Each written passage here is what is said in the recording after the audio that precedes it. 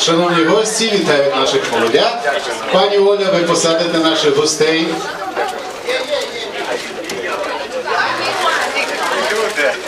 Вовчик вітає, Андрій, дякую, Андрій. Я дуже радий, що ви Вітаю вас.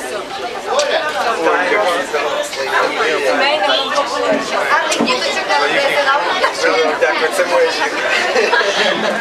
Дивіться, яка молода, красива теща. І зразу посміхаються наші мужчини, але посміхаються тільки жонаті мужчини, бо вони знають, це слово теща, це для них. І сьогодні наш молодий, дорогі друзі, наш молодий Володя сьогодні приготував для своєї тещі подаруночок. Він зробив отаку гарну грамоту.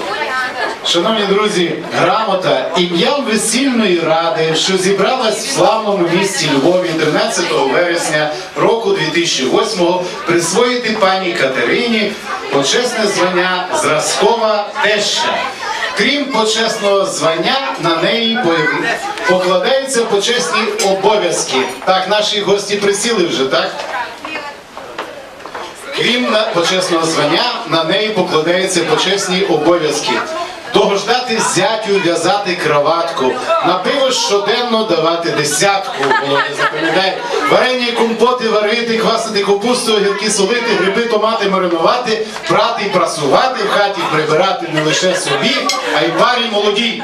Молодих на танці пускати, а самі внуків колихати. На базар ходити, торби втричі більше приносити. Володінька, будь ласка, зараз хай вручить це. А я не даю добро і не підтверджую. Це ви не праві, тому що ця грамота вручається вам, а не йому. Це він повинен підписати. Володя, я тебе, будь ласка, прошу, зробиш рамку, але дубову таку, і повісиш тещі над ліжком, щоб вона кожен вечір читала то і вивчала, а зранку будеш перевіряти. Добре, прошу вручити своїй тещі. Прошу. А він підпише потім зранку.